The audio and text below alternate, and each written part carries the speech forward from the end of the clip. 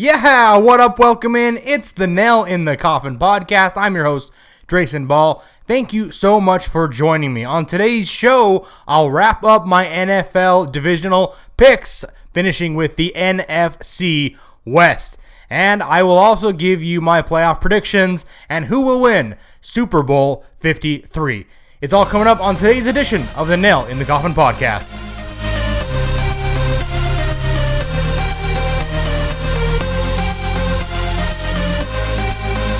All right, let's not waste any time. Let's jump right into it with my divisional picks for the NFC West. We've done every single division in the AFC, and we finish up the NFC today with the NFC West. Let's get right into it with the Los Angeles Rams. Yes, I predict they will win the NFC West this season. I really like the Rams. I really like the Rams. And who wouldn't like the Rams after all the moves they made in the offseason? Their roster is loaded. They've added Aqib Talib, Marcus Peters, and Ndamukong Suh, Brandon Cooks. They re-signed Aaron Darnold to a major contract. They still have Jared Goff, Todd Gurley. They are just loaded offensively. And I really like the LA Rams. 13-3 for the Rams is what I predict they will go. And I predict they will be the number one seed in the NFC playoffs. You know, I really think they have a more talented roster than anyone else they will play this season. In every single matchup, I think they have the most talented roster, with the exception of maybe the Eagles and maybe the Saints. You can also throw the Chargers in there as well, but I really like their roster more than just about anybody else that they play. And I think they are kind of continuing to build momentum from last season. Remember, they had a tremendous year last season, and they kind of got ousted in the playoffs earlier than a lot of people predicted. And I think they kind of, because of that, have a little bit of a chip on their shoulder, and they're going to be out to prove something this season. It just feels like that to me, and I feel like they have put together this roster specifically to win the Super Bowl. I also feel that Jared Goff will take another step forward. We saw his improvement from his rookie season to last season, getting the new head coach, Sean McVay. We saw what Sean McVay was able to do for Jared Goff, and I think he continues to get better this season. I think he takes another step forward and continues to be the quarterback many thought he would be coming out of college. I do think he will, again, like I said, improve and lead them to a first-round bye. Looking at their schedule, it's very favorable. I really like their schedule, probably more than most schedules I've seen in the NFL this year. I really like it. They only have, out of division, they only have one tough road game out of division, and it's at the Saints. And that's a tough one, but when that's the only tough road game you have on your schedule is pretty favorable. The four after they have their bye week in week 12, and the final 5 weeks are very winnable games. 4 out of the 5 of them are at least very winnable games. They face the Lions and the Bears on the road. They face the Eagles at home, the Cardinals on the road, and the 49ers at home in Week 17 to finish up the season. So 4 out of 5 very winnable games to finish the season in, obviously a chance to secure that number one seed. The Eagles certainly could be in contention for that number one seed as well. And I think that Week 15 matchup will be a big one. I think that that 4 out of 5 game stretch will be very crucial to decide who gets the number one seed. And I do ultimately think the Rams will secure the number one seed in the NFC playoffs. Moving on to the Seattle Seahawks. I have them predicted to go 8-8 this season. They'll be in the hunt. I do think they will fall short of the playoffs. The NFC is just loaded. I've said it over and over on this podcast. The NFC is just loaded. I mean, it's flat out loaded. It's an extremely, it's going to be a dogfight all season. And I can easily see no one getting to 13 wins just because of the sheer talent of every single team in the NFC. But, excuse me, I also think a lot of people are sleeping on the Seahawks. You know, I think, you know, now that the Legion of Boom is kind of over, and, you know, that kind of Super Bowl run where they were going, you know, deep into the playoffs, into the Super Bowl a lot, I think that portion of their window is closed. But I still think they can compete and they can play in this division. I think that a lot of people, like I said, are sleeping on them, and they're not as good as they were a few years ago. Let's not kid ourselves. They're not as good as they were a few years ago. Their defense isn't nearly as good as it was. The Legion of Boom is over. But Russell Wilson is still one of the best quarterbacks in the league. I mean, he really is. And say what you will about Russell Wilson, I really like him. And he's the type of person I would want as my quarterback if he were on, you know, my team. I think he can still get the job done. We've seen over the years that he's been able to some degree, overcome a poor offensive line. And their offensive line this season is one of the worst in the league. But I think Wilson can handle it.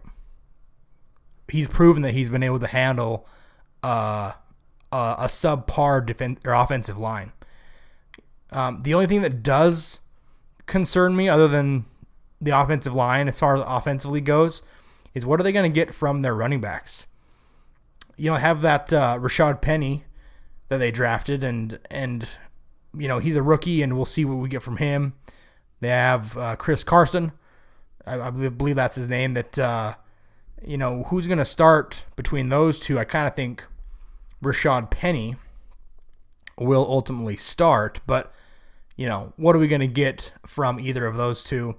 So those are my main questions for the Seahawks. You know, their schedule isn't terrible. It's not terrible. It's kind of similar to the Rams, and I'm going to be saying a lot of the same names, the same teams as far as, you know, scheduling, obviously, because they play the same, you know, divisions and stuff like that as the rest of the NFC West. But the Seahawks only have one tough road game as well, similarly with the Rams, and that's the Panthers in Week 12. That's their really only tough road game. I'm not counting the Broncos. Maybe I should. I'm not counting the Lions. Maybe I should. I just don't feel like they are elite teams. We'll put it that way. You know, they get a lot of, like I said, a lot of their tough home road. Excuse me. They get a lot of their tough opponents at home. They play the Cowboys at home. They play the Chargers at home. They play the Packers at home. They play the Vikings at home, and they play the Chiefs all at home. So that is the most favorable thing about their schedule. And, you know, they do have a really, really tough stretch, though, towards the middle of the season.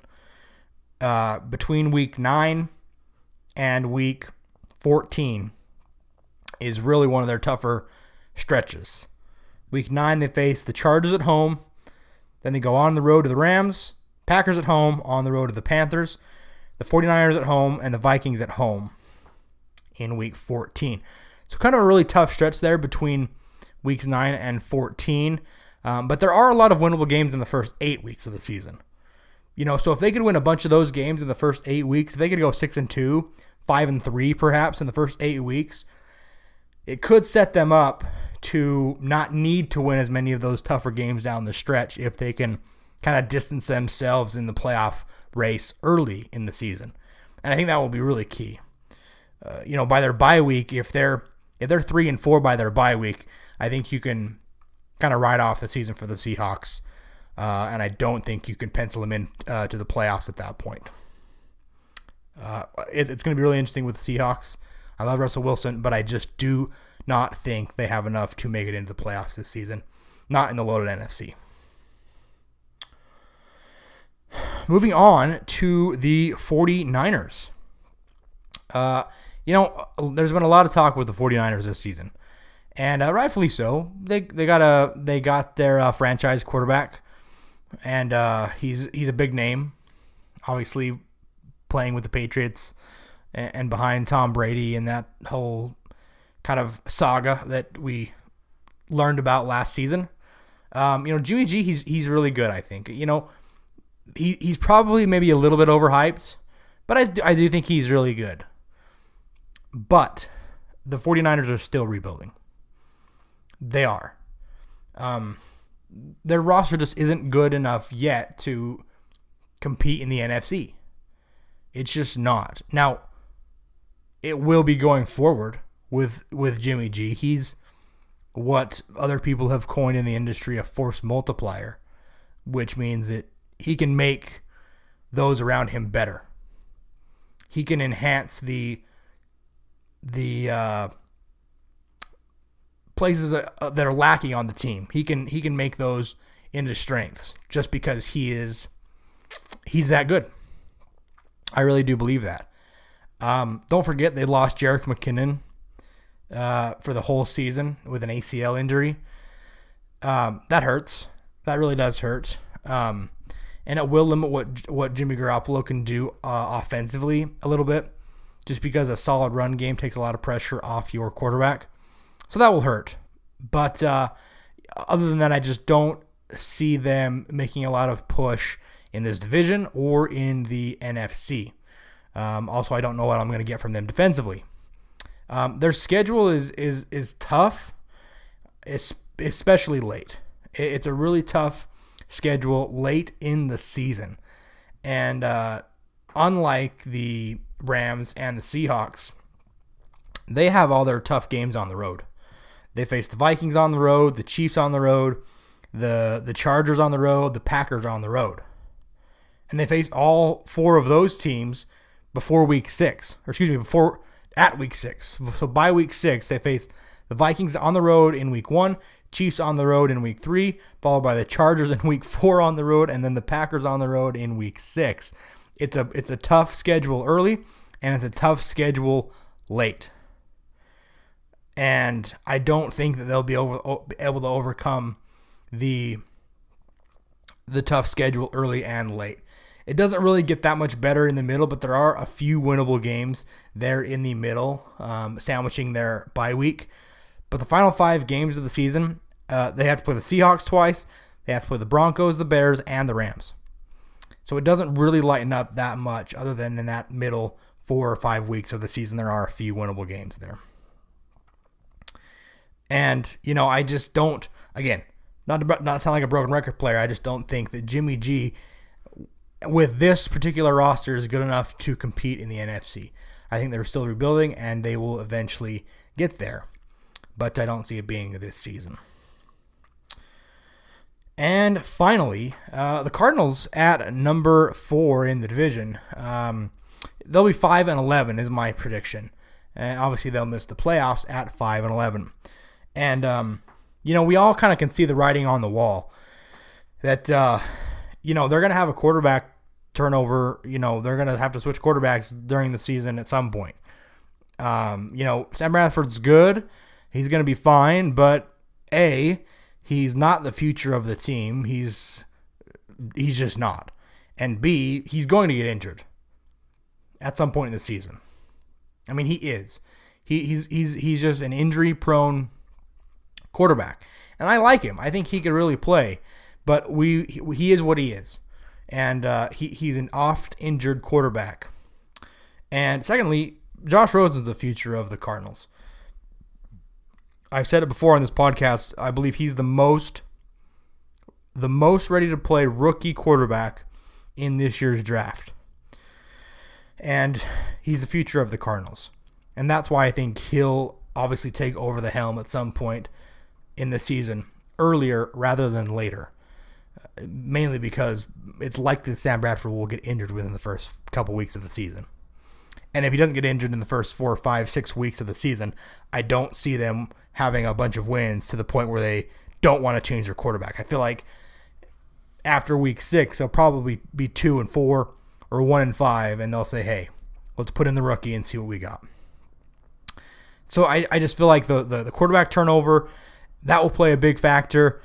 And other than that, they just don't have the pieces to compete. Plain and simple. They just don't have the pieces to compete. Their schedule's brutal. Honestly, it is brutal. They have all their tough games on the road. At the Vikings, at the Chiefs, at the Chargers, at the Packers, at the Falcons. They don't have a break at home. Really, they don't. I mean, you maybe can count the Redskins, maybe count the Broncos. I don't. And the final 8 weeks of the season is one of the toughest I've seen this season. It's a very, very tough stretch. After their bye week, which is in week 9, they have to go on the road to the Chiefs, home to the Raiders, at the Chargers, at the Packers, home to the Lions, at the Falcons, home to the Rams, and at the Seahawks to finish the season. It's a tough stretch against what I predict to be 6 playoff teams. 6 playoff teams. Excuse me, 5 playoff teams. Counted them wrong. 5 playoff teams. And, I just don't think the Cardinals are ready to compete this season. Once they go, 1-4, 1-5, 1-6 to start the season, 2-6 maybe, I think they will turn it over to Rosen and are bound for a top 5 to 7 pick in next year's draft. So just in review, the Rams will win the division at 13-3. They'll also be first in the NFC playoffs. The Seahawks will be in the hunt at 8-8, but I do ultimately think they'll fall short of the playoffs. The 49ers at 7-9, they'll be out of the playoffs. And the Cardinals at 5-11 and will miss the playoffs. Moving right along. All right, now that I've done all my predictions, I've done my AFC predictions, I've done my NFC predictions, they're on the board. Come back at the end of this season, compare how I did to what actually happened, and leave a comment. And if I completely butchered it, let me know. If I was right, well, then maybe give me a little bit of props. But now that I've done that, I thought it would be fun to just go through and just kind of predict what I feel like the season will happen. What will happen in the post-season, the playoffs. And I see it going like this. So just to recap my AFC playoff standings, the Steelers will be the 1 seed, and the Patriots will be the 2 seed. I then have the Chargers at the 3 seed, the Texans at the 4 seed, Jacksonville at the 5, and Chiefs at the 6. So the first round of the wild card round would have the Chiefs on the road to the Chargers, which would be an awesome game because it's an interdivision rival game in the playoffs. So Chiefs at the Chargers in the AFC wild card round. I have the Chargers winning that matchup, moving on to play the Patriots. In the other wild card game, I have Jacksonville on the road to the Texans, and I have Jacksonville winning that game. I think Jacksonville's defense will play a big part in them winning. Don't love their quarterback, don't love their offense a whole lot other than Leonard Fournette, but I do think their defense and Fournette carries them to the win. On to the divisional round, like I mentioned, the Chargers at the Patriots. And I'm calling the upset here. Chargers will win in Foxborough, ending, in my opinion, the Bill Belichick, Tom Brady dynasty. You heard it here first. Chargers will win in Foxborough in the divisional round of the AFC playoffs. They'll move on and will face the winner out of Jacksonville at the Steelers, which I predict will be an awesome rematch from last year's playoffs. But I do think the Steelers will get the upper hand this season. So it'll be the Steelers and the Chargers in the AFC Championship game, where I have the Steelers moving on to the Super Bowl, beating the Chargers. I think it's going to be a really good game. And the Chargers are my dark horse Super Bowl team. I really, really like their roster. I like Phillip Rivers. I like their wide receiving core. I think their defense is much improved from last season, and I think they will have recovered from. Remember last season they lost 4 out of their first six games or so because they couldn't make a field goal at the end of the game, and they've got that fixed this season. I think they are a dark horse Super Bowl team. And if I had $100 to spend, I would put $100 down on the Chargers to win the Super Bowl as my dark horse. So the Steelers will win the AFC Championship game, and they'll move on to Super Bowl 53. And they will face the NFC champion, which I'll get to in just 1 second. For my NFC playoff standings, I have the Rams at the 1 seed, the Packers at the 2 seed, the Falcons at the 3 seed. Philadelphia Eagles take a step back. They'll be the 4 seed. I really like the New Orleans Saints, but they'll be a 5 seed. And the Vikings will be a 6 seed. So the first round of the wild card round, the Vikings will go on the road to face the Falcons. I really like the Falcons this year. I don't care that they lost last night. It's the first game of the season. They were up in Philadelphia where they've struggled the last couple of seasons. They did show a few things that concerned me. Most notably, they couldn't get the job done in the red zone. But I still like the Falcons. I like them in their division, and I think they'll win the first round of the wild card, the first wild card game. As far as the Saints and the Eagles go, I like the Saints to win this one. Saints at the Eagles. We'll see New Orleans moving on to the divisional round. Again, I like the Saints. I think they were one tackle away from moving on to the NFC Championship game last season. And I think they will be there again this year. As far as the divisional round goes, Falcons will visit the Packers. I like the Packers. Packers will win this one. I think they'll move on to the NFC Championship game. And I think the Rams will beat the Saints to move on to the NFC Championship. Packers at the Rams in the NFC Championship. This would be an unbelievable game. This would be a great game. I really like Aaron Rodgers. I really like the Rams roster. But I do see the Rams winning this one. I just don't think the Packers will be able to overcome some of their weaknesses on defense. And the Rams have an awesome defense and a really good offense as well. So I think the Rams will move on to Super Bowl 53. They will face the Steelers. And the winner of Super Bowl 53, drum roll please. Screw the drum roll. The Rams will win Super Bowl 53. That's right, you heard it here first. The Rams will defeat the Pittsburgh Steelers in Super Bowl 53. I feel very strongly about this. I really like the Rams roster. We saw this last season where Philadelphia kind of played the game of stack up on talent now and win the Super Bowl, and it typically hasn't worked in the NFL over the years. But we saw the Eagles trade for Jay last season. They added a bunch of pieces in free agency, and I think they kind of laid out the roster, or laid out the formula, I guess you will, for how to win the modern Super Bowl. And I think the Rams have followed that formula pretty well. So I like the Rams. That is my predictions, and you can hold me to them. I think the Rams will win Super Bowl 53. That is going to do it for the Nail in the Coffin podcast for this week. Going forward, I will be doing a weekly NFL power ranking system, much like I've been doing with the MLB. Obviously, with the MLB, I'll continue to do that as well. And moving into the playoffs with the Major League Baseball, obviously we'll be covering a lot of that. And NFL will be starting up mainly on Sunday, as we had our first game yesterday, which was on Thursday. And obviously then right on the corner from the NBA, I'll have it all covered here on this channel. So make sure you leave a like on this video and subscribe down below so that you never miss out on a future Nail in the Coffin podcast. Thanks so much for watching today, and I will see you later.